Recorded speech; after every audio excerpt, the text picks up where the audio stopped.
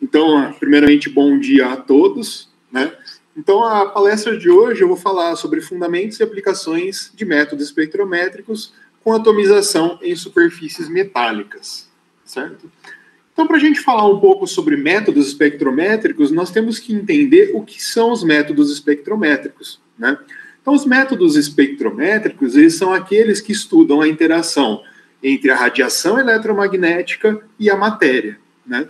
Então, a radiação eletromagnética, ela pode ser descrita aqui em termos de uma escala, né, que é chamada de espectro eletromagnético, que tem vários comprimentos de onda da luz, né? No caso, nós chamamos luz, mas no caso é radiação, né?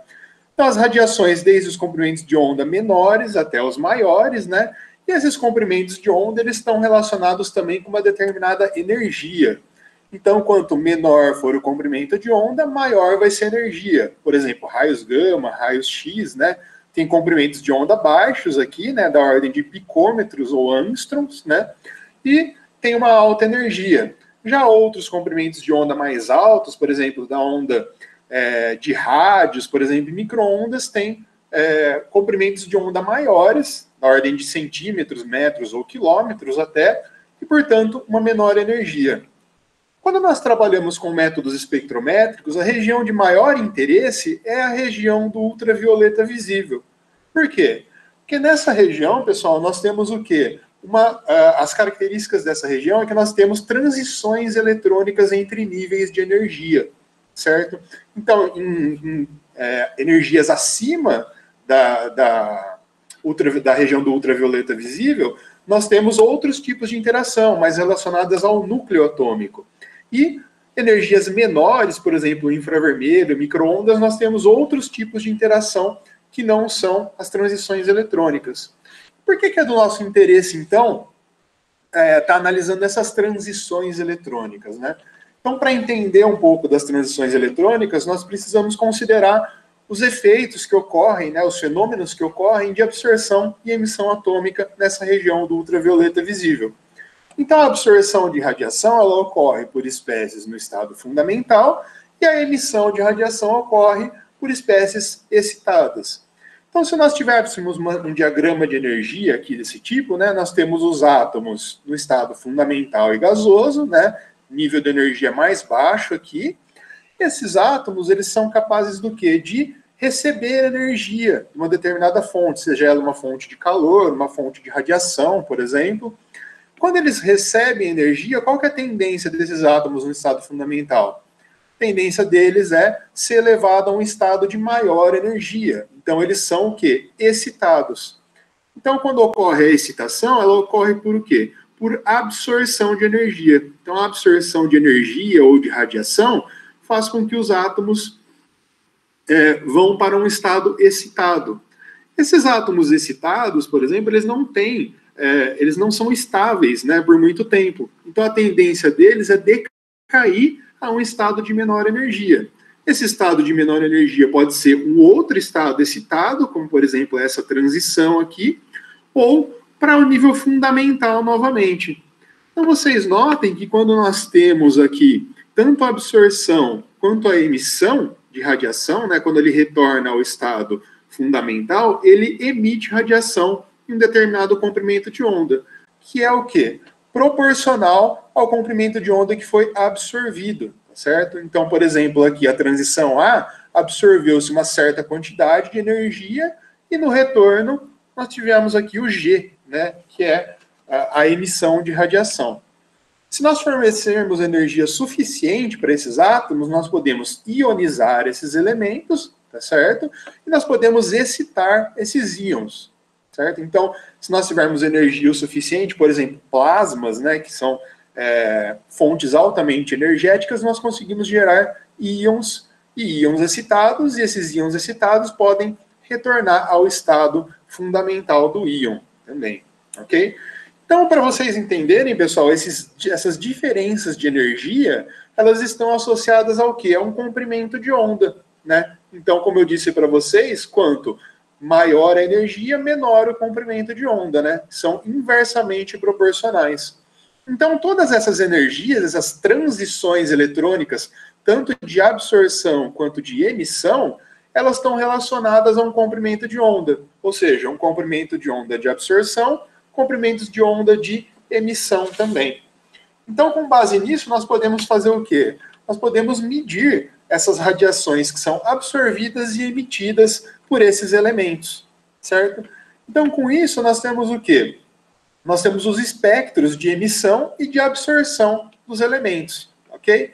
Então, esses espectros, como esses elementos absorvem energia e emitem em comprimentos de onda característicos, nós temos, então, como se fosse uma impressão digital aí do nosso elemento, né? Então, por exemplo, eu tenho uma lâmpada incandescente aqui que emite radiação do contínuo, né? Uma lâmpada branca, por exemplo, emite todos os comprimentos de onda aqui do visível, ok? Se nós tivermos um gás quente, né, por exemplo, devido a um elemento aqui que nós atomizamos numa chama, esses átomos eles vão emitir radiação em determinados comprimentos de onda discretos, certo? Então, por isso que aparecem essas colorações aqui, né, em testes de chama, por exemplo. Vocês já devem ter ouvido falar. Ou, por exemplo, em fogos de artifício, que é o mesmo princípio, né, o princípio de excitação e emissão atômica, ok? Então, por exemplo, para o estrôncio, as linhas de emissão mais fortes se localizam nessa região aqui, né, próxima do vermelho. Então, um espectro do estrôncio vai ter o quê? Algumas linhas aqui, ó, nessa parte. Já o sódio tem uma emissão aqui característica de coloração amarela. As linhas mais intensas do sódio, né, num espectro de emissão para o sódio, estariam localizadas aqui nessa região, ok? Então, se nós tivermos energia suficiente para que esses átomos sejam excitados, eles vão emitir radiação em determinados comprimentos de onda característicos. Se esse gás aí que nós tivermos não tiver uma energia suficiente, ele tiver só no estado fundamental, eles são capazes do quê? De absorver radiação de uma determinada fonte, por exemplo, de uma lâmpada. Se eles são capazes de absorver, esses comprimentos de onda que eles absorvem vão aparecer como linhas pretas no espectro. Por quê? Porque elas estão sendo absorvidas pelos átomos aí no estado fundamental, ok? Então, nós temos dois tipos de espectros. Espectros de emissão, em que nós temos linhas discretas, né, num fundo negro, onde são as linhas que são emitidas pelos elementos. Nós temos o de absorção, que são as linhas negras, né, onde são absorvidas por átomos num estado fundamental. Ok? Bem, uma vez que nós entendemos o fenômeno, dá para falar um pouco sobre o quê? Sobre a técnica, né, de espectrometria de absorção atômica e de emissão atômica. Então, essas técnicas são baseadas nas medidas da intensidade de radiação que são absorvidas pelos átomos no estado fundamental ou emitidas por átomos excitados, certo? Então, na absorção atômica, nós temos o quê? Nós temos um sistema de introdução de amostras, né? Então, nós introduzimos uma amostra, por exemplo, na chama, né? Nós convertemos essa amostra a um aerossol. Esse aerosol aí é gerado átomos no estado fundamental. Esses átomos são interceptados por uma fonte de radiação, né? Então, a radiação emitida por essa fonte é atenuada pelo fenômeno de absorção dos átomos no estado fundamental. E a radiação que é atenuada, ela é o quê? Medida aqui, né? Ela é separada num sistema de seleção de comprimentos de onda, um monocromador, e posteriormente ela é detectada, certo? No caso de atomização eletrotérmica, né, nós não temos a conversão a um aerossol. Então, nós colocamos aqui a nossa amostra no atomizador eletrotérmico e, após a formação da nuvem gasosa aqui, esses átomos gasosos vão interceptar o feixe de radiação. Na técnica de emissão atômica, pessoal, o que ocorre? Nós temos também um sistema de introdução de amostras, né, que pode ser uma chama, um atomizador eletrotérmico, e nós fornecemos energia suficiente para converter essas espécies em átomos e também para excitar esses átomos. Como eu disse para vocês anteriormente, esses átomos no estado excitado, eles vão decair a um nível de menor energia e com isso eles vão emitir radiação em determinados comprimentos de onda. Esses comprimentos de onda, então, vão ser separados, né, num monocromador e posteriormente detectados, certo? Então, nós temos essas duas técnicas aí. A principal diferença aqui, né, é a fonte de radiação. Nós não precisamos de uma fonte de radiação, né, para estar excitando os átomos, uma vez que o sistema de atomização já excita os átomos. Por outro lado, na absorção, nós precisamos da fonte de radiação para que ela seja atenuada aqui, né? E nós conseguimos medir a atenuação do feixe de radiação. Ok? Bem, uma vez então que nós medimos as intensidades de sinais, sejam elas de absorção ou de emissão, nós podemos realizar um procedimento de calibração. Então, os métodos espectrométricos geralmente requerem esse procedimento, né? E esse procedimento, ele visa o quê? Nós estabelecermos uma relação entre a intensidade de sinal analítico, que foi medida, e a concentração do analito. Como nós vemos, geralmente, a intensidade de sinal é proporcional à concentração, né?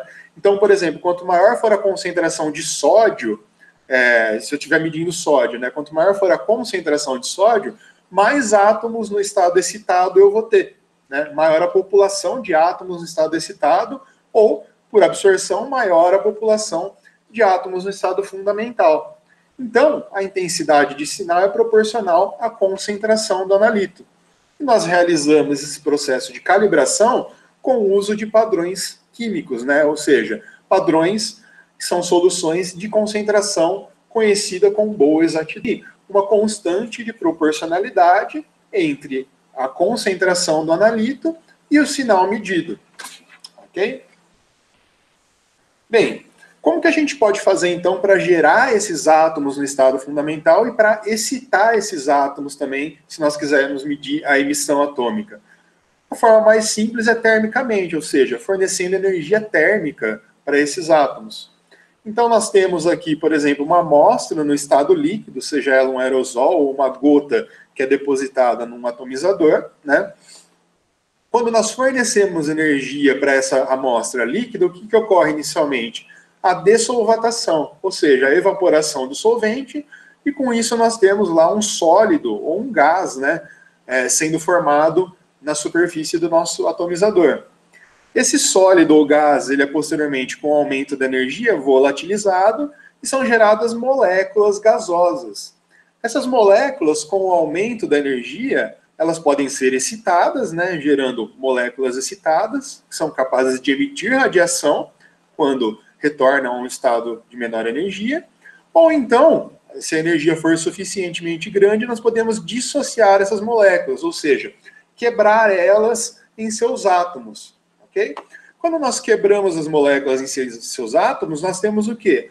Átomos no estado fundamental. Como a gente já viu anteriormente, esses átomos no estado fundamental são capazes de absorver radiação proveniente de uma fonte, né, e serem excitados, né? Então nós podemos medir o quê? A absorção de radiação por uma fonte, ou se a fonte for de energia suficiente, nós geramos átomos excitados. Esses átomos excitados, quando retornam ao estado fundamental, emitem radiação, ok? Geralmente, em absorção atômica ou emissão atômica, nós trabalhamos com átomos, tá certo? Quando nós aumentamos a energia, por exemplo, por meio de um plasma, onde nós chegamos a temperaturas de 7.000 Kelvin, 10.000 Kelvin, nós temos energia suficiente para ionizar os nossos átomos. Esses íons, eles podem ser excitados, né, e emitir radiação quando retornarem ao estado de íon, né? Então, nós temos tanto a emissão iônica quanto a emissão atômica. O de nosso interesse hoje, na palestra de hoje, são a emissão atômica e a absorção atômica, ok? Então, em geral, nós não vamos falar sobre plasma, né, nem chamas, né, que são fontes em que nós adicionamos continuamente a amostra. Nós vamos falar de atomizadores eletrotérmicos, por exemplo, fornos de grafite e superfícies metálicas. Ok? Então, a atomização eletrotérmica ela tem algumas vantagens inerentes, né, dessas técnicas, como alta sensibilidade, uma vez que o volume que nós colocamos na amostra ele fica confinado num determinado espaço pequeno. Ou seja, a nossa nuvem gasosa lá de átomos do estado fundamental ou excitados, ela fica em um volume aqui muito pequeno, ela não fica tão dispersa. Então, com isso, nós temos uma alta sensibilidade. Além disso, nós utilizamos pequenos volumes de amostra. Então, nós colocamos aqui cerca de 10, 15, 20 microlitros de amostra apenas. Então, se nós temos uma amostra nós temos baixa disponibilidade de amostra, né, nós podemos utilizar a atomização eletrotérmica, uma vez que a atomização por chama ou por ICP geralmente consome alguns mililitros de amostra, né. Além disso, essa técnica ela possibilita o tratamento in situ da amostra. O que seria isso? Esses tubos de grafite ou atomizadores de superfícies metálicas, eles são aquecidos de acordo com um programa de aquecimento, né? Então nós podemos o quê? Decompor a matriz antes de atomizar, né? Antes de gerar as espécies. Então nós conseguimos eliminar boa parte da matriz por tratamento térmico conhecido como pirólise, certo? Os atomizadores de grafite, eles são bastante estabelecidos há muito tempo e foram propostos também atomizadores metálicos, que eles têm algumas vantagens adicionais com relação aos atomizadores de grafite. Então, os atomizadores metálicos, eles aquecem mais rápido, né?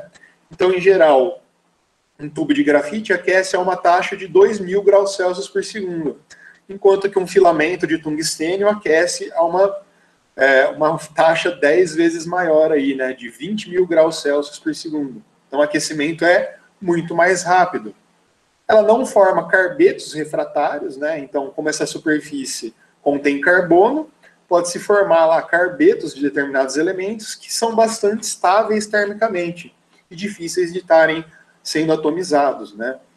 Além disso, para fazer funcionar, né, esse atomizador metálico aqui, nós precisamos de fontes de baixa frequência, em geral 150 watts. Uma vez que geralmente esses atomizadores metálicos podem ser uma lâmpada, né, por exemplo. Então, se a gente requer uma menor potência, em comparação com o forno de grafite, que requer alta potência, 5.000 watts, né, para estar aquecendo um tubo desse, então ele não requer um sistema de refrigeração, o que torna essa técnica mais barata, mais simples também, ok? Dentre várias superfícies metálicas, por que ele é o mais utilizado? Ele é o mais utilizado primeiro, porque ele tem o maior ponto de fusão entre os elementos, né? 3.695. Então, vamos dizer assim, que a temperatura máxima que um filamento pode atingir é de cerca de 3.700 graus. Se eu fosse utilizar, por exemplo, um fio de platina, eu chegaria no máximo a 2.000 graus, o que pode não ser suficiente para atomizar ou excitar os elementos meus de interesse, né? Então, quanto maior for a temperatura de fusão, maior a temperatura que eu consigo alcançar no meu atomizador. Além disso, o tungstênio, pessoal, ele tem um baixo calor específico, ou seja, eu preciso de uma quantidade de calor menor para estar aumentando a temperatura, tá certo? Então, se vocês notarem aqui, platina e molibdênio tem valores mais altos, né? Você precisa fornecer muito mais energia para estar aumentando a temperatura, ok? Além disso, o tungstênio ele é de baixa reatividade, né? Então, em geral, ele é compatível com ácidos concentrados. Nós podemos, então, preparar uma amostra, digerir essa amostra em meio ácido e estar adicionando na superfície sem qualquer problema aí de ataque dessa superfície metálica pelo ácido concentrado. E, além disso, ela apresenta elevado tipo de vida útil, né? Então, o tungstênio tem essas vantagens aí que são inerentes dele. Aí vocês vão perguntar, mas por que então eu vou utilizar um filamento de tungstênio? Por que eu não uso um tubo de tungstênio igual eu uso um tubo de grafite, né? A primeira coisa, o primeiro quesito aí é porque ele está comercialmente disponível, né? Então as lâmpadas, o filamento de tungstênio, ele é retirado de lâmpadas, né? Por exemplo, lâmpadas de carro, lâmpadas de halogênio, né? No caso. Então ele está disponível comercialmente. Já os tubos de tungstênio, no caso, não sei nem se existe, mas não estão disponíveis ou seriam bem mais caros, né? Outra coisa, pessoal, é que esses atomizadores, eles são de baixo custo, né? Então, em geral, aqui isso daqui eu vi no Mercado Livre, inclusive, amplamente disponível para compra, né? Então, 5 filamentos de tungstênio custam em torno de R$ 78,00. Se vocês tiverem a sorte ainda, talvez peguem um frete grátis aí, sai bem mais barato a entrega, né? Por outro lado, tubos, né, de grafite do tipo THGA, que são vendidos pela Perkin-Elmer, 5 tubos desses custam em torno de 758 euros, o que em conversão direta, né, sem contar impostos e tal, daria cerca de R$ 4.800. Então, notem a diferença de custo de 5 atomizadores metálicos para 5 atomizadores de grafite, né? Então, o custo é bem mais baixo. Além disso, né, o filamento de tungstênio ele é produzido em massa, sob especificações estritas, né? Então, ou seja, ele tem as especificações dele de massa, de quantidade de voltas aqui que tem no filamento, enfim, de pressão do gás interno aqui. Enfim, o que isso ocorre? Nós temos uma alta precisão e reprodutibilidade. Então, entre um filamento e outro, nós não podemos esperar muita diferença entre eles, né? Então, eles são bastante iguais. Com isso, nós temos medidas reprodutíveis e alta precisão. Além disso, o filamento de tungstênio ele apresenta baixa massa, né, massa de poucos gramas, e um baixo calor específico. Ou seja, nós conseguimos aquecer esses filamentos e resfriar eles muito mais rápido do que, por exemplo, tubos, né? Eu já citei também que nós não precisamos de um sistema de refrigeração para isso, né? Então ele aquece e ele resfria depois a temperaturas ambientes, né? E ele utiliza também tungstênio de alta pureza. Então nós temos aí um metal de alta pureza, baixo custo e disponível comercialmente como atomizador. Ok? Então essas são as vantagens.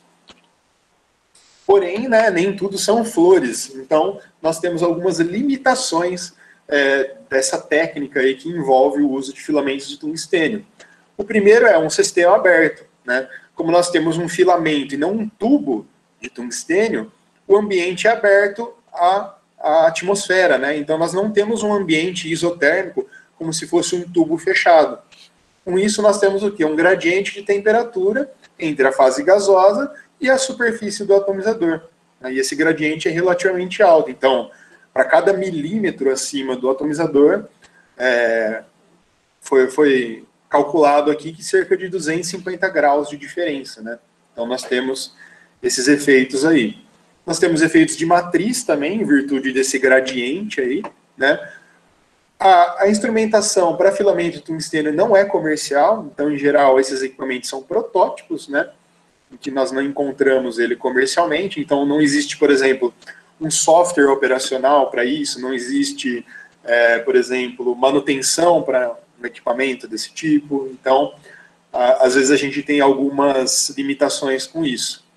E além disso, né, por não ser um equipamento comercial, é difícil determinar e controlar a temperatura. Então, em geral, nós trabalhamos com o quê? Com potencial ou com corrente aplicada, né?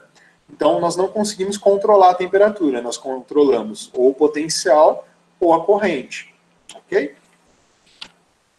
Bom, falando um pouco das limitações, né, individualmente, a primeira delas é o gradiente de temperatura. Então, em trabalho de Jones e Donati, 2011, né, mostra aqui um filamento de tungstênio, né, sendo aquecido, e vocês notem aqui o gradiente de temperatura que ocorre à medida que nós distanciamos da superfície. Essas temperaturas, então, foram calculadas, né? Então, logo acima aqui do filamento, né, um pouco acima, ela decai aqui até cerca de 2.500 graus, né? Então, dá uma diferença aqui entre 300, 400, até 500 graus de diferença da superfície do atomizador, né? Então, esses gradientes, eles vão provocar alguns efeitos que são indesejados, né? Por exemplo, efeitos de matriz, ok? Falar um pouco do histórico, né, da absorção atômica com filamento de tungstênio. Então, a absorção com filamento de tungstênio, ela foi proposta há bastante tempo, né, desde 1972, um trabalho de Pip Meyer, foi proposta aí a absorção atômica em filamento de tungstênio como alternativa à forno de grafite. Porém, nessa época, ela ainda não era muito viável, né, em função da eletrônica em si não ser tão avançada, etc. Com os avanços eletrônicos, né, em várias publicações na literatura, alcançou-se sensibilidades comparáveis, né, a forno de grafite aqui no final da década de 80. Já no meados da década de 90, foi proposto aqui essa técnica para aplicações em campo, né, já que nós não precisamos aí de um equipamento grande de bancada, né, por exemplo, uma alta potência para estar utilizando o atomizador, um sistema de refrigeração, etc., nós podemos aplicar isso a campo, né? Nós temos também, já em 2005, a proposição, né, de uma técnica com fonte contínua e alta resolução para determinações multielementares. Se vocês se lembrarem, né, a técnica de Forno de grafite ou de absorção atômica, em geral, são técnicas monoelementares, né? Nós fazemos um elemento por vez. Ok? Bem, falar um pouco da instrumentação, né? Então, a instrumentação, ela lembra um pouco aquele diagrama de blocos que eu mostrei para vocês no começo da apresentação. Nós temos aqui, então, a nossa amostra, né? O nosso sistema de introdução da amostra, certo? Então, nós adicionamos aqui, com uma pipeta, uma micropipeta mesmo, alguns microlitros da nossa amostra, diretamente na superfície do nosso atomizador aqui, o nosso filamento de tungstênio. Esse filamento ele é posicionado aqui em um soquete de lâmpada comum, né, com 2 furinhos aqui, nós colocamos o filamento. O invólucro de vidro ele é quebrado, né, para que nós possamos colocar aqui a amostra, né, diretamente em contato com a superfície, porém nós não podemos aquecer esse filamento, né, sem algum tipo de proteção. Então, se ele estiver em contato com o ar, ele vai se degradar rapidamente, se oxidar e vai quebrar, né? Então, nós utilizamos uma mistura argônio e hidrogênio, né, cerca de 1 litro por minuto a vazão, e essa mistura de argônio e hidrogênio, né, argônio, um gás inerte, vai evitar a oxidação do nosso filamento, e o hidrogênio, ele melhora os sinais analíticos, né, um gás aí inflamável, né, cerca de 10% dessa mistura apenas é hidrogênio, então nós não vamos ter nenhum tipo de explosão, né, mas ele vai aumentar os sinais analíticos aqui, melhorar a atomização. Okay? Então, esses átomos aqui, né, essa amostra que está aqui, ela é aquecida termicamente por uma fonte de baixa potência, né? Então, essa fonte, ela tem, no caso da fonte que eu trabalhei, ela tem a corrente controlada. Então, nós aplicamos uma corrente, né, através de um computador, nós selecionamos aqui a corrente que nós queremos aplicar, temos o conversor analógico, né, de digital para analógico, e essa corrente, então, ela é empenhada aqui no nosso filamento para aquecer esse filamento. Se nós aplicamos uma corrente, nós medimos aqui o potencial através de um multímetro que é ligado aqui diretamente na fonte. Se nós aplicarmos, tem alguns sistemas que aplicam potencial controlado, nós medimos as correntes aqui através do multímetro, ok? Então, uma vez que nós aquecemos esse nosso atomizador através de uma fonte, o que que acontece? Nós geramos átomos no estado fundamental. Esses átomos, eles podem ser interceptados pela radiação proveniente de uma lâmpada de cátodo oco, né? Então, essa lâmpada, nós temos aqui a radiação focalizada através de uma lente e intercepta esses átomos aqui próximos da superfície do atomizador. Então, uma vez que eu tenho esses átomos sendo interceptados por uma fonte, o que que acontece? Eles absorvem radiação proveniente da fonte. Então, eu tenho o quê? A atenuação do feixe de radiação. Essa atenuação, ela é medida, então, né, posteriormente, ela passa por uma outra lente focalizadora e chega aqui no nosso espectrômetro, né, chega aqui no nosso monocromador, onde ela é separada, e posteriormente ao detector, onde ela é detectada. Então, através do detector, nós temos a conversão do sinal em sinal de emissão, por exemplo, em contagens, né, ou de absorção aqui. Okay? Então, esse é o nosso sistema de filamentos de tungstênio para absorção atômica. Ok? Bem, nós temos, então, como eu disse para vocês, o programa de aquecimento, né? Então, nós temos esse filamento nos correntes decrescentes, né? Desde uma corrente maior, para estar evaporando mais rapidamente o solvente, até uma corrente menor aqui para garantir a evaporação e não ter nenhum resíduo aí, né, na hora da gente estar realizando a atomização, ok? Para não gerar, por exemplo, material particulado e etc. Eu tinha um vídeo aqui, acho que tem um vídeo aqui, não sei se dá para vocês verem. Nós adicionamos, então, ó, algumas gotas, alguns microlitros da amostra, diretamente na superfície. Ela fica presa, né? E nós iniciamos o programa de aquecimento, né? Então, vocês notem que o solvente vai sendo evaporado aí, né? de certa forma, bem lento, também não pode evaporar muito rápido para não ter perda na nossa amostra, ok? Então, essas são aí, né, as primeiras etapas aí, né, os primeiros 4 etapas do nosso programa de aquecimento, que é a secagem do solvente. Após a secagem do solvente, pessoal, nós temos aqui um período de ambientação, né, em que nós temos aqui a corrente zero, para partir do estado, vamos dizer assim, estacionário, né, e depois, posteriormente, nós aplicamos uma alta corrente, né, em torno de 10 amperes, por um curto tempo, 5 segundos, para gerar a nossa nuvem atômica, né. Então, o que vai acontecer nessa etapa de atomização é que, aplicando uma alta corrente, esse filamento se torna incandescente, né, de alta energia, a temperatura é mais alta e provoca aí a atomização dos nossos elementos aí, tá certo? E posteriormente, esses átomos são interceptados, então, pela fonte de radiação, ok? E posteriormente, então, nós retornamos ao estado fundamental aqui, né, para fazer um novo ciclo de aquecimento, adicionar uma nova alíquota e fazer um novo ciclo de aquecimento, ok? Bem, como que são medidos, então, os sinais analíticos, pessoal? Então, os sinais analíticos, como eu mostrei para vocês, eles são medidos temporalmente, né? Então, nós temos, deixa eu colocar aqui, esse daqui dá para vocês verem melhor, né? Então, eu fiz uma atomização aqui de 5 segundos, né? No começo da minha atomização, eu não tenho sinal nenhum, não está sendo formado nenhum átomo ainda, né? Não deu tempo de formar a nuvem atômica. Posteriormente, formou a nuvem atômica, né? Então, eu tenho um pico no meu sinal aqui de absorbância, ok? E depois, posteriormente, ele decai, né? À medida que essa nuvem se afasta do atomizador, né? E depois eu tenho apenas o ruído aqui ao final, né? Então, em geral, os sinais analíticos, eles são obtidos aqui nessa faixa, né? Para atomização, em torno de meio a 1 segundo, né?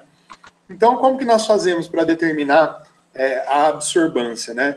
Nós medimos a absorbância antes da atenuação, por exemplo, aqui, ó, nós estamos medindo a absorbância nesse comprimento de onda aqui, que é próximo aqui de 230, né? Vai ser 229, 28, alguma coisa, ok?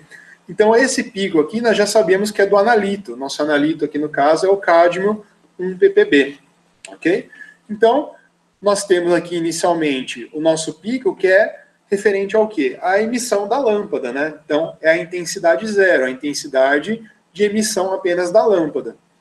Posteriormente, é gerado o quê? A nossa nuvem gasosa de átomos no estado fundamental, e esse feixe é interceptado, né? Se esse feixe é interceptado, diminui o quê? A intensidade desse feixe. Então, ele decai para quanto?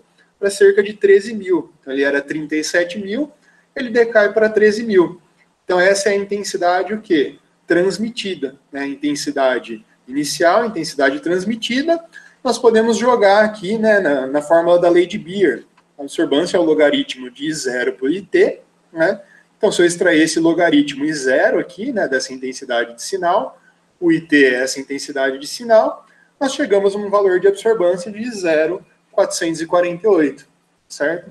Então, o espectrômetro, como eu falei para vocês, não é um equipamento comercial, ele não nos dá o valor direto de absorbância, né? Nós precisamos o quê? Calcular essa absorbância através da sinal, né, da razão entre 0 e IT, né? Apenas da lâmpada e da lâmpada sendo atenuada, né? Radiação sendo atenuada.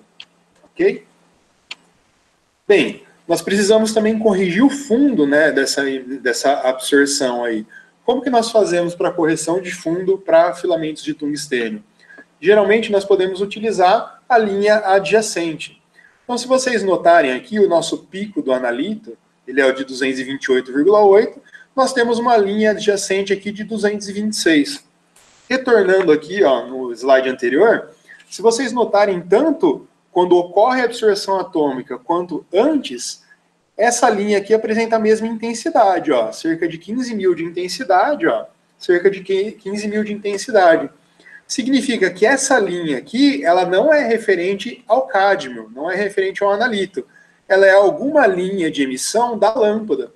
Por exemplo, a lâmpada de cátodo oco, ela é preenchida com gás, por exemplo, neônio, né, xenônio, etc., um gás inerte, e esse gás pode emitir radiação. Então, nós utilizamos essa linha secundária, que não é interferida, né, não sofre fenômeno da absorção atômica por átomos de cádmio, por exemplo, para estar realizando a subtração dos sinais. Então eu faço a subtração do sinal, né, de 228 menos o de 226. Como esse sinal é constante ao longo do tempo, né, nós temos aqui o nosso sinal corrigido, ó. Nosso sinal aqui sem correção, e aqui o nosso sinal corrigido. Vocês notem aqui, ó, que a linha base aqui, ó, está modificada, né? Então nós temos aqui um sinal bem melhor aqui, né, para ser utilizado aí para a nossa curva de calibração, tá certo? Então nós utilizamos em geral para absorção atômica a linha adjacente para correção, ok? Vou falar um pouco das aplicações, né, de filamento de tungstênio, de aplicação dessa técnica, para determinação de níveis de chumbo em sangue, né? Então, para isso, existem alguns trabalhos na literatura que visaram a determinação de chumbo em sangue. O trabalho de Parsons, de Krug e de Salido. Alguns deles apresentam algumas diferenças, principalmente com relação ao preparo da amostra. O Parsons ele propôs uma diluição da amostra em fosfato de ácido de amônio, né, mais triton, mais ácido nítrico, ou seja, um preparo bem simples de amostra, uma simples diluição, e adiciona-se essa amostra diluída diretamente no atomizador. Como eu disse para vocês, né, nós temos um programa de aquecimento que ajuda a degradar a matriz. Então, nós podemos estar fazendo análises diretas, né, de amostras por filamento de tungstênio. O trabalho de Krug buscou a compatibilização de matriz com a amostra de baixo teor de chumbo. Então, eles pegaram uma amostra de sangue que continha um baixo teor de chumbo e prepararam os padrões aí, né, dentro dessa amostra aí, para compatibilizar os componentes da amostra, né, e evitar efeitos de matriz. Já Salido propôs um procedimento de extração líquido-líquido com quelante, né, e um solvente aqui. E com isso ele extraiu, né, o analito, o chumbo no caso, e eliminou a matriz, né, para evitar efeitos de matriz. Então aqui estão a comparação dos três trabalhos, né, Parsons, Krug e Salido. Em geral eles obtiveram sensibilidades semelhantes, né, limites de detecção aqui da ordem de micrograma por decilitro, né, ou seja, limites bastante baixos, ok? Em geral, o trabalho de Salido apresentou menores desvios padrão relativo, né? Talvez em virtude da menor concentração da matriz, já que foi feita uma extração. Okay? Em geral, também os resultados, né, de adição e recuperação foram muito bons, né? Os valores medidos aqui em VM, né? E os valores de referência aqui, VR, né? Então, vocês notem que, para todos os trabalhos, as concentrações foram bastante próximas, né? E com sensibilidade suficiente para determinar chumbo em amostras de sangue. Ok? Outra aplicação bastante interessante dessa técnica é referente à portabilidade, né? Já como eu disse para vocês, como não requer uma fonte de alta potência, nós podemos miniaturizar, né, essa técnica e estar levando para campo. Então, foi isso que foi feito aqui em trabalho de Jones e colaboradores, em 2000. Eles propuseram um espectrômetro portátil, movido a uma bateria de automóvel, por exemplo, né? Já que nós não precisamos de uma fonte de alta potência. Então, esse filamento ele pode ser aceso, né?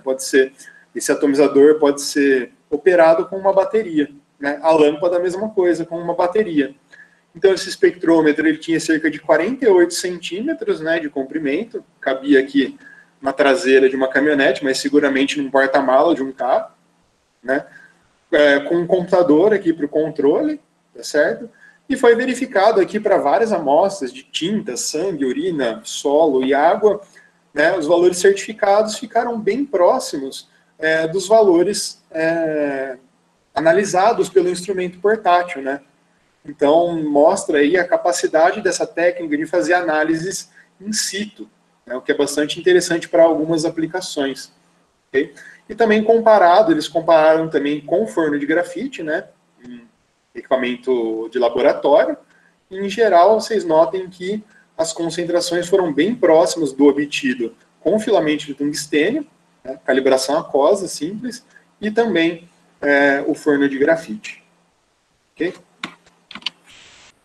Bom, um exemplo, então, de aplicação para análises multielementares. Como eu disse para vocês, em geral, a absorção atômica ela está relacionada com análises monoelementares. Okay? Então, foi proposto aí por Rust e colaboradores um equipamento com fonte contínua e alta resolução, né? Então, foram analisados aí vários elementos, né? Alumínio, vanádio, níquel, cobre, zinco, cádmio, cobalto, estrôncio e térbio. E, em geral, vocês notem aqui que os limites de detecção foram relativamente baixos e comparáveis com o forno de grafite, né? Então, aqui, ó, por exemplo, para cobre em amostra de urina, o limite para filamento foi de 1 ppb e para forno de grafite 0,2. Então, eles estão aqui na mesma ordem de grandeza, né?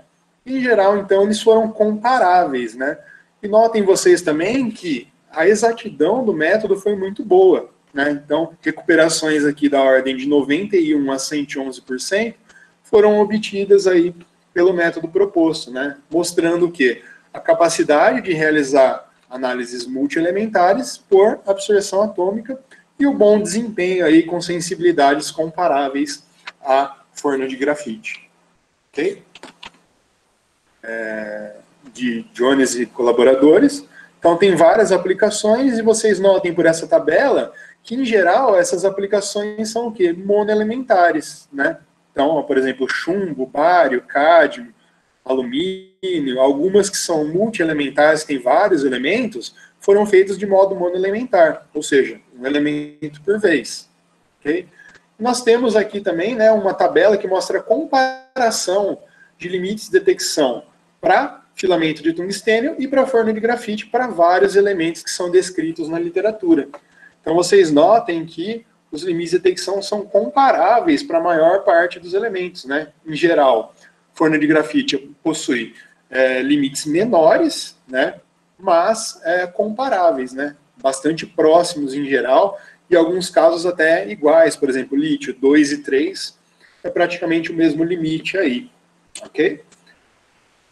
Bem, quais são, então, as vantagens e as limitações dessa técnica de filamento tungstênio para absorção atômica? Uma das vantagens eu já disse para vocês, né? Baixo custo, baixo consumo de amostra, portabilidade, robustez e alta sensibilidade, né? Relativa.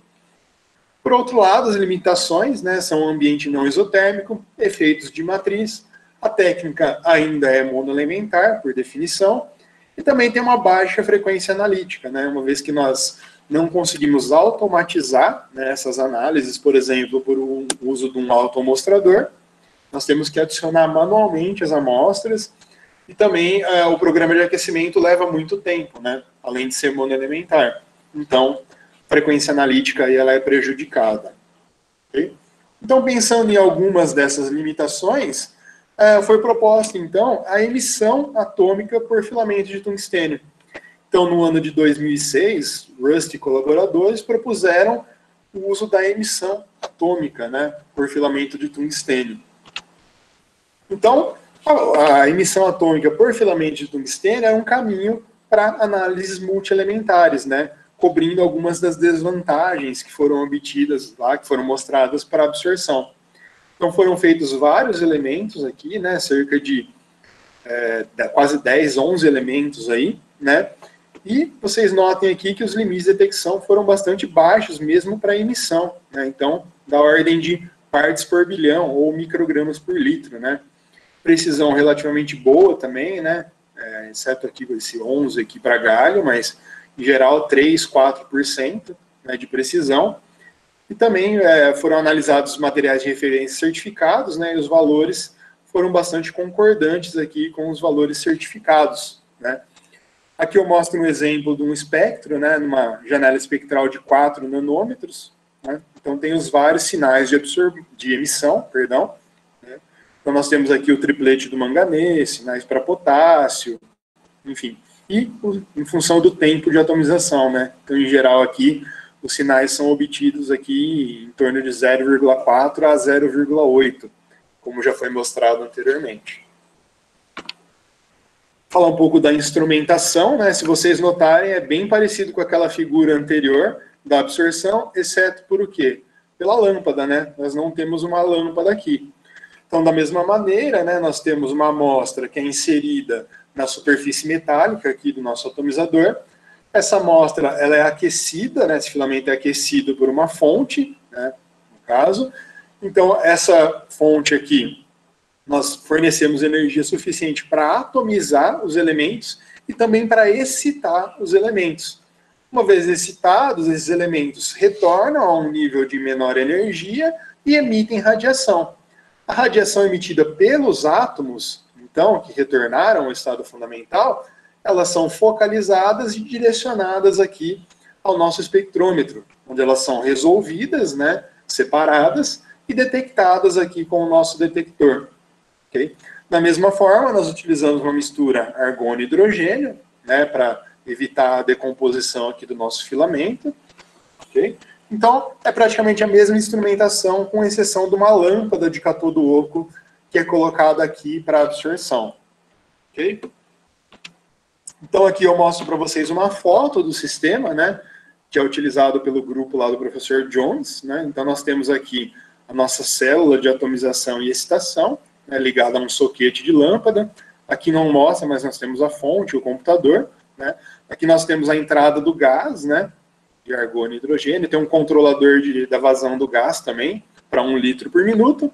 Então, nós temos aqui as lentes focalizadoras, né, e a chegada do sinal de emissão até o monocromador e, posteriormente, aqui até o detector. Então, uma foto aqui do nosso sistema. Bom, esse sistema ele já apresenta algumas limitações que são inerentes do filamento tungstênio, né? Sistema aberto, que foi o que a gente já discutiu, e efeitos de matriz. Porém, ele acrescenta algumas novas limitações, como a intensa emissão de corpo negro pelo atomizador. Então, se vocês se lembrarem, o nosso atomizador é praticamente uma lâmpada. O que acontece se nós fornecermos uma energia muito grande para uma lâmpada? Ela emite uma alta intensidade de radiação, devido à intensidade de emissão do corpo negro. Né? Tanto é que a gente não consegue ficar olhando para uma lâmpada incandescente diretamente. Né? E isso serve também para o nosso detector. Ele é saturado, né, com os sinais de emissão do próprio atomizador. Nós temos também a energia insuficiente para excitar alguns elementos, né? Nós temos limitações energéticas aí. Nós temos também baixa sensibilidade para atomizadores novos. Então, foi verificado que um filamento novo tinha menor sensibilidade, né, menor capacidade de detecção do que um filamento usado. Então, eu vou discutir com vocês algumas dessas limitações e o que vem sendo feito aí, foi feito, para limitar elas aí, né? Numa posição lateral com relação ao filamento. Então, o que acontece se nós colocarmos o nosso detector, né, posicionado aqui nessa posição aqui, onde eu coloco em vermelho? Vai ter uma alta intensidade de emissão, né, do filamento, e nós não vamos conseguir medir o que? A emissão pelos elementos, certo? Vai saturar o detector. Então, se nós posicionarmos o detector, né, as nossas lentes, para capturar o sinal aqui na lateral, né, nessa posição aqui, nós evitamos boa parte da emissão de corpo negro do nosso atomizador. Né? Então, foi verificado que a melhor razão, sinal ruído, é nessa posição aqui que eu coloco para vocês, né? E não exatamente abaixo ou um pouco acima do nosso filamento. Ok? Então, essa limitação é um pouco mais fácil da gente estar lidando, né? Outras limitações, nem tanto. As limitações energéticas, né? O que seriam essas limitações, pessoal? Por exemplo, ponto de ebulição, né? Então, nós temos vários elementos que têm altos pontos de ebulição. Por exemplo, boro, zircônio, molibdênio, platina, irídio, ósmio. Se ele tem alto ponto de ebulição, ele não vai conseguir o quê? Ir para o estado gasoso, né? Então, o que acontece? Nós temos essa linha tracejada aqui, que é o ponto de fusão do meu tungstênio. Então, eu vou fundir o meu tungstênio, vou fundir, né, tornar líquido o meu atomizador, e eu não vou conseguir vaporizar esses elementos, né? Eu não vou ter energia suficiente para vaporizar. Então, em geral, esses elementos eles são limitados, que estão acima dessa linha tracejada aqui, são muito difíceis de estar determinando, porque eles têm uma dificuldade em se vaporizar, ok? Tem outra limitação que é relacionada com a energia do quê? De excitação. Então, em geral, verifica-se que a energia fornecida pelo filamento de tungstênio aqui é da ordem de 350 kJ por mol. Então, elementos que tenham energia de excitação maior do que 350 geram sinais muito baixos de emissão ou sequer geram sinais de emissão. Então, por exemplo, arsênio, selênio, zinco são elementos muito difíceis de excitar. Então, por mais que eles estejam lá na forma gasosa, né, eu consegui atomizar eles, mas eu não vou conseguir excitar eles para gerar o quê? A emissão atômica, ok? Então, nós temos essa limitação também com relação à excitação atômica, ok? E nós temos também a relação, né, da diferença de temperatura entre a superfície e a fase gasosa, né? Então, a superfície aqui, ela está em torno de 3.000 e poucos graus aqui, né, o nosso tungstênio, ok? E nós temos um pouco acima, que é onde nós medimos a emissão, como eu mostrei para vocês, aquele pontinho na lateral do filamento, nós temos uma temperatura menor. Com isso, nós vamos medir o quê? Nós não conseguimos medir emissão atômica para elementos aqui que estão próximos de 2.500, né, acima de 2.500. Por quê? Porque a temperatura na fase gasosa não vai ser suficiente para excitar esses elementos, né? Então, nós temos aí severas limitações energéticas, né? Se vocês pensarem que os elementos aqui, em termos de número atômico, né, daqui para cima, são difíceis ou praticamente impossíveis, em alguns casos, de estarem sendo analisados, nós conseguimos analisar apenas esses elementos aqui que têm condições energéticas mais favoráveis, né? Então, para contornar isso, pessoal, o que foi proposto? Donati e colaboradores propuseram o uso de 2 filamentos, né? Então, 2 é maior do que 1, 2 é melhor do que 1, né? Então, o que eles propuseram aqui? Eles propuseram o nosso filamento inicial, né, o nosso atomizador aqui, como qualquer atomizador que vocês viram nas outras aplicações, e aqui a 90 graus, um segundo atomizador que foi colocado, né? No caso, esse filamento, ele é um filamento auxiliar, né? Então, nós temos o quê? O Double Tungsten Coil, né? Nós temos um duplo filamento de tungstênio. O primeiro, que é o de baixo aqui, né? Ele serve para o quê? Para atomizar, né? Gerar as nossas espécies gasosas e depois excitar. E esse segundo serve para o quê? Para diminuir a variação de temperatura da fase gasosa. Então, com isso, nós conseguimos chegar ao quê? Temperaturas mais altas, né? Então, aqui eu mostro para vocês, né, uma imagem do primeiro filamento, né? Uma imagem lateral, que é o atomizador, e o segundo filamento auxiliar aqui, que já está, de certa forma, rubro, né? Ele não chega a se atomizar também, né? Não chega à máxima corrente, mas ele fica numa corrente suficiente aqui para que ele se mantenha aquecido e ele aqueça o meio aqui, certo? Então, o que foi verificado é que o filamento de tungstênio, né, uma corrente de 10 amperes aplicado durante a atomização, gerava temperaturas aqui próximas de 1.700, 1.800 graus. Quando utilizava-se 2 filamentos, a temperatura alcançada era da ordem de 2.200 graus, ou seja, quase 500 graus de diferença, né, do que utilizando apenas um filamento. Se nós usamos 2 filamentos e chegamos a temperaturas maiores, qual a consequência disso?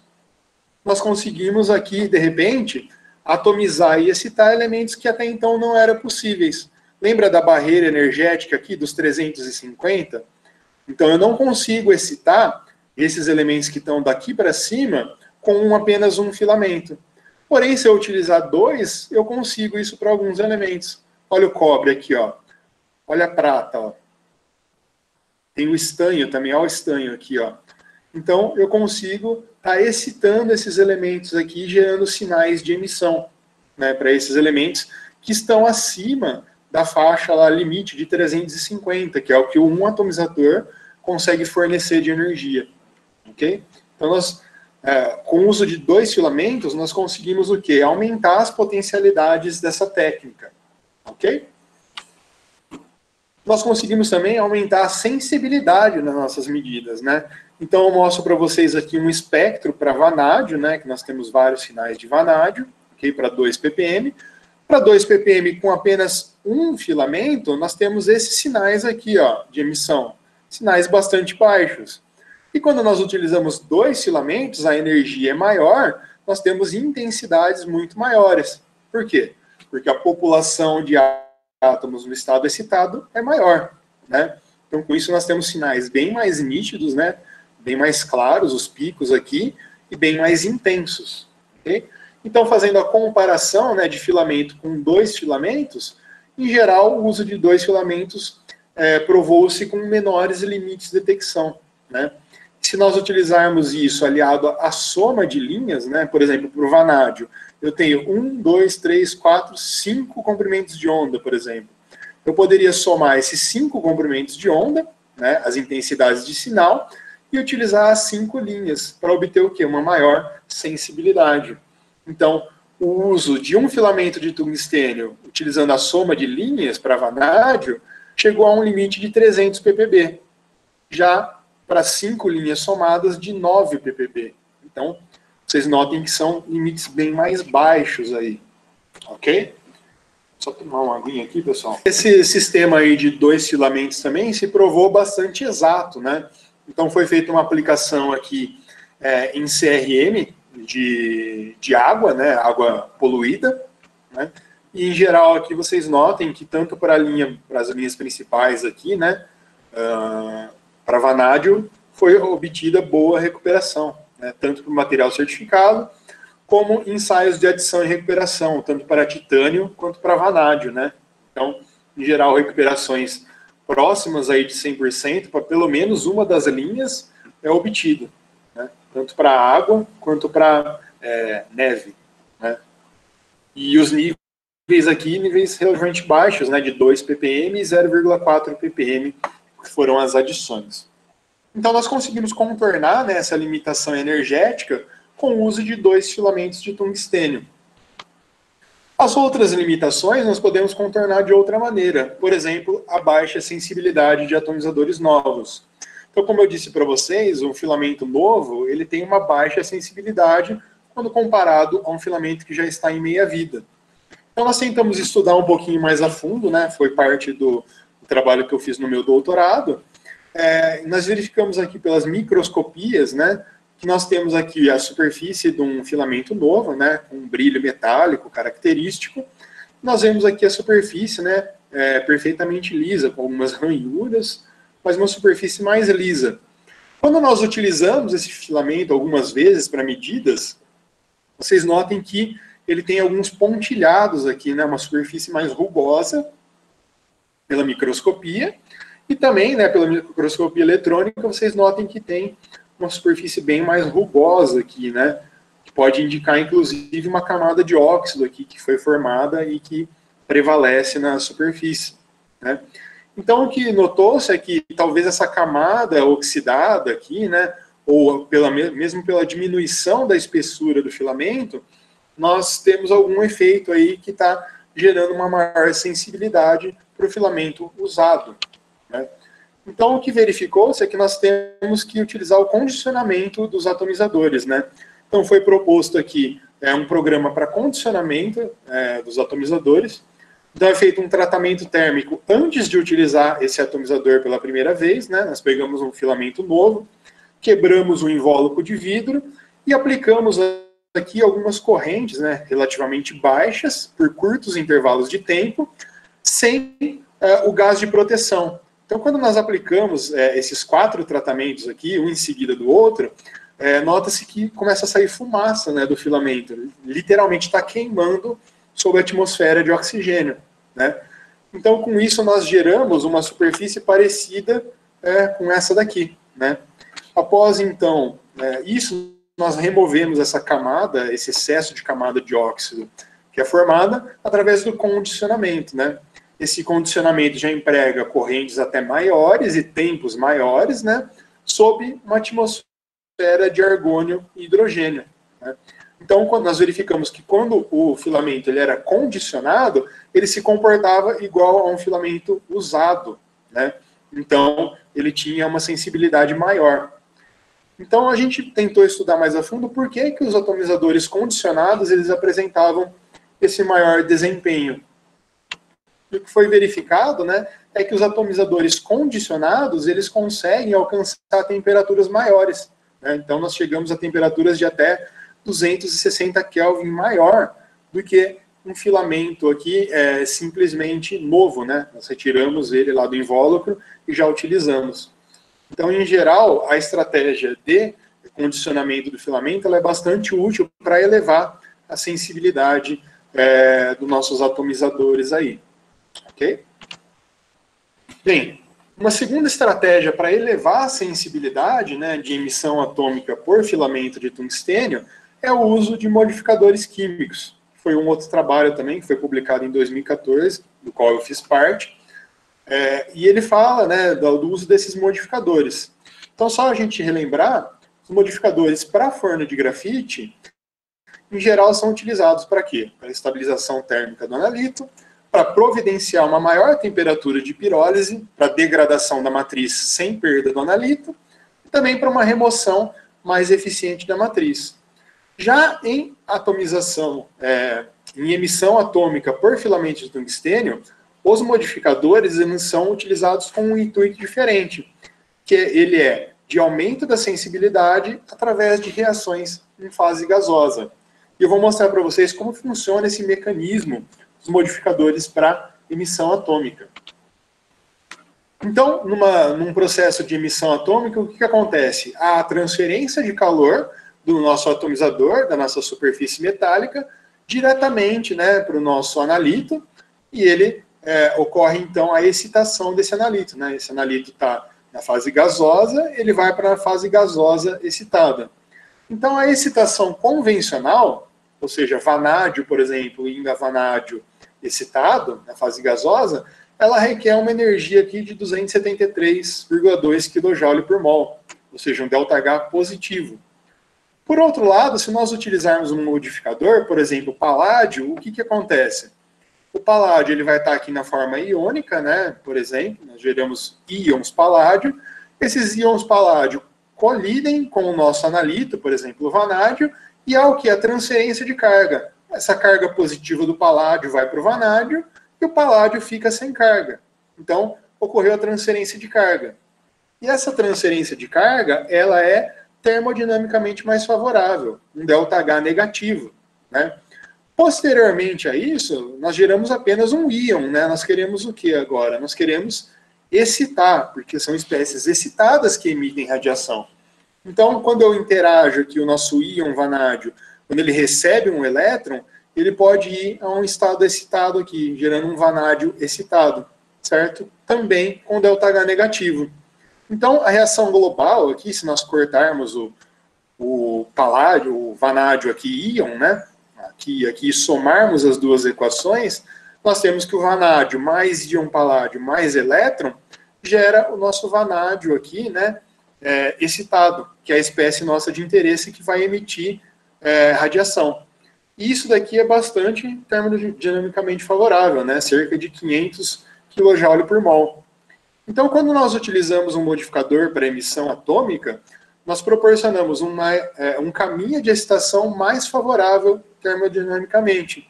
E com isso também, uma maior população de átomos no estado excitado. Se eu gero uma maior população de átomos no estado excitado, eu também tenho maior sensibilidade, né? A escolha desses modificadores, pessoal, ela tem que levar em consideração alguns fatores, né? Por exemplo, a energia de ionização e a temperatura de ebulição, que eu vou explicar para vocês, né?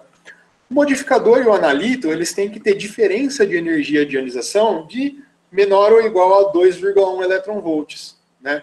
Lembra que o nosso modificador, né, por exemplo, o paládio, ele tem que se ionizar, né? Então, nós não podemos ter uma diferença muito grande de energia de ionização, senão nós não formamos os íons do nosso modificador.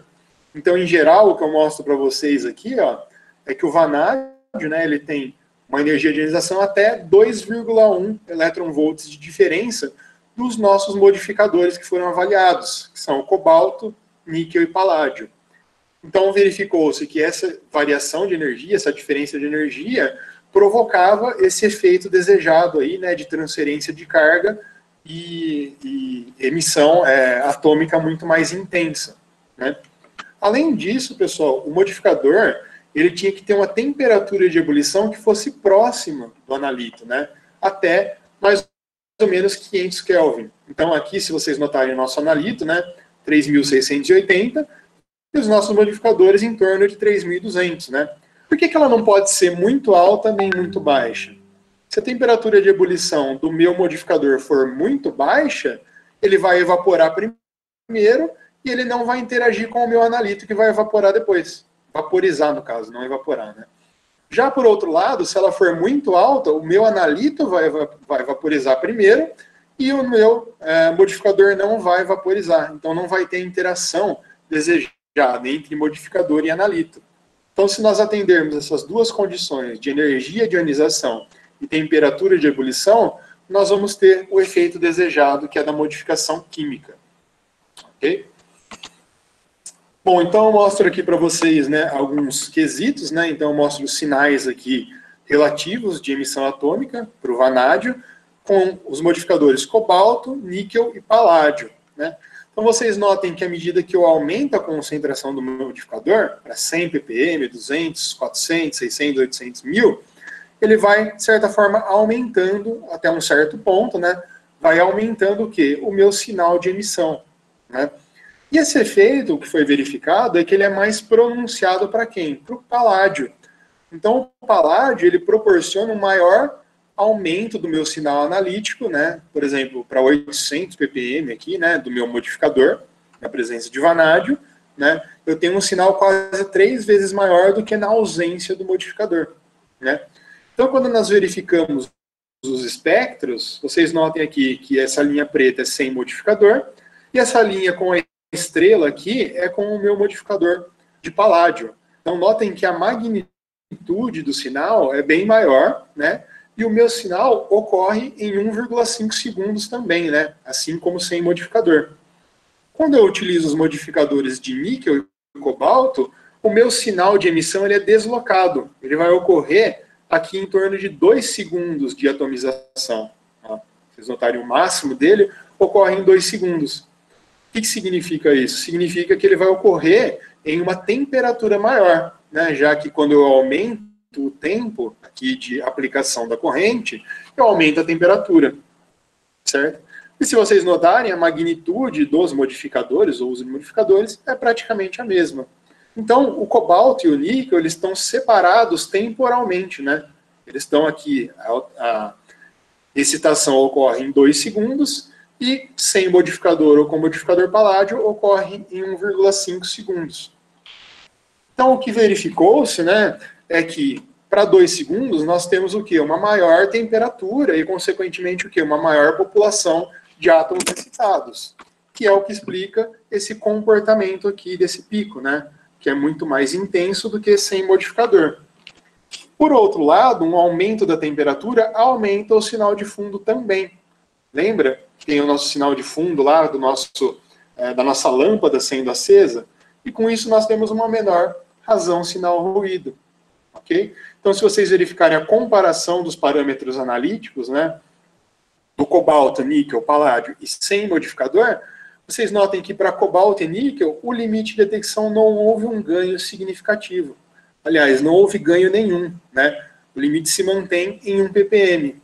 Enquanto que o paládio providenciou aqui um limite 10 vezes menor, na ordem de 0,1 ppm.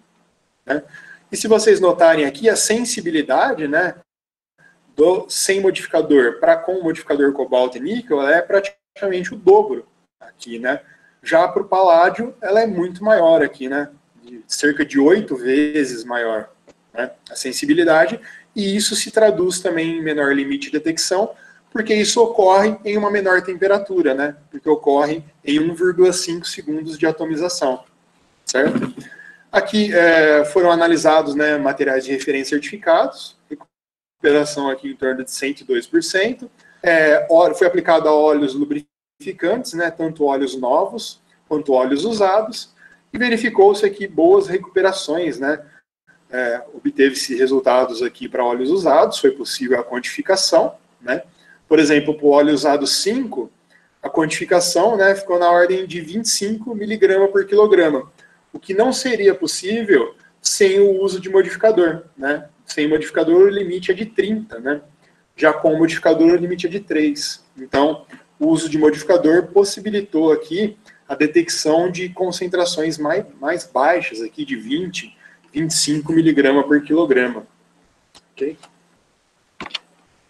Falar um pouco, então, das aplicações que nós podemos fazer a reação de degradação da nossa matriz in situ, e vários trabalhos exploraram isso, né? Então, o trabalho de Santos e colaboradores utilizou isso para digestão in situ de tecidos de peixes. Já Santos, em outro trabalho, também utilizou isso para bebidas, né? Por exemplo, bebidas que contêm alto teor de açúcar, então nós podemos degradar esse teor de carbono relativo a carboidratos, né? Diretamente no atomizador. E também amostras de biodiesel, né? Onde Dank-Sack e colaboradores utilizaram isso para a determinação de sódio, potássio, crômio e vanádio em biodiesel. Certo? Eu vou falar apenas do trabalho de Santos, né? Já que os outros são praticamente parecidas, as estratégias, né? Então, no trabalho de Santos, o que foi proposto por ela? Ela adicionou 0,2 gramas de tecido de peixe, né? Por exemplo, um filé de peixe lá, 200 miligramas, e adicionou a essa amostra de peixe, né, 300 microlitros de uma solução 2,5 gramas por litro de papaína. A papaína, ela é uma enzima, né, que quebra aí os aminoácidos, né, quebra as proteínas em aminoácidos, né. Foi feita uma agitação em vórtex e aquecimento a 60 graus por 20 minutos, já que ela opera em boas condições a 60 graus, né. E posteriormente essa amostra aí, essa suspensão, no caso, ela foi diluída com água, ácido nítrico e peróxido, e foi feita a digestão diretamente no atomizador de tungstênio, onde mostra-se aqui, né, o programa de aquecimento, né, o programa foi feito por 5 segundos, né, uma digestão in situ por 5 segundos, a uma corrente de 5 ou 4 amperes, né. Então, uma digestão super rápida, né, e se vocês notarem também bastante eficiente, né, já que os valores obtidos por filamento de tungstênio foram comparados com digeridos tradicionais, né, em fornos de micro-ondas, por ICP-OS. Então, em geral, para amostras de atum, tilápia e salmão, né, tecidos desses peixes aí, os valores são equivalentes, né, são bastante parecidos.